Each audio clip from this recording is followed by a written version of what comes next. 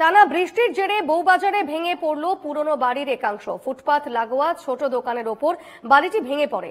এই ঘটনায় কোনো হতাহতের খবর পাওয়া না গেলেও স্থানীয়রা কিন্তু আতঙ্কিত হয়ে পড়েছেন।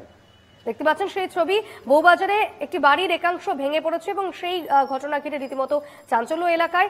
ফুটপাত লাগোয়া ছোট একটি দোকানের ওপর বাড়িটি ভেঙে পড়ে এবং এই ঘটনায় এখনো পর্যন্ত কোনো হতাহতের খবর পাওয়া যায়নি, যদিও স্থানীয়রা কিন্তু এই ঘটনা ঘিরে বেশ আতঙ্কে রয়েছেন।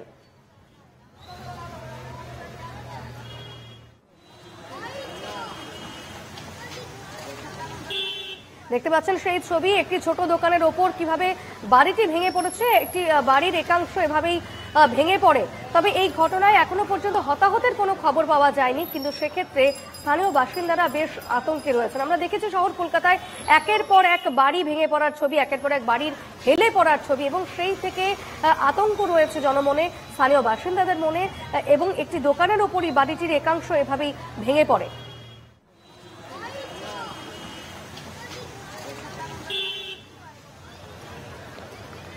তবে কেন বাড়িটির একাংশ এভাবে ভেঙে পড়েছে, বাড়িটি আদৌ কতটা পুরনো, বাড়ির একাংশ সেটি কি কতটা পুরনো হয়ে গিয়েছিল, মেরামতের দরকার ছিল কিনা, সেই সমস্ত বিষয়গুলো এই মুহূর্তে প্রশ্নের আওতায়।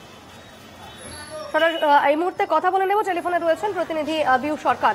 বিউ, একটি বাড়ির একাংশ বউবাজারে যেটি ভেঙে পড়েছে একটি দোকানের ওপর, এই মুহূর্তে খবরের কি আপডেট পাচ্ছ? একদমই দেখো, টানা বৃষ্টির জেরে শহর কলকাতা যেমন একাধিক জায়গা জলমগ্ন হয়ে পড়ে, এবং সেরকমই বউবাজারের কাছে একটি পুরনো বাড়ির একাংশ ভেঙে পড়ে ফুটপাত লাগোয়া এটি ছোট দোকানের ওপর।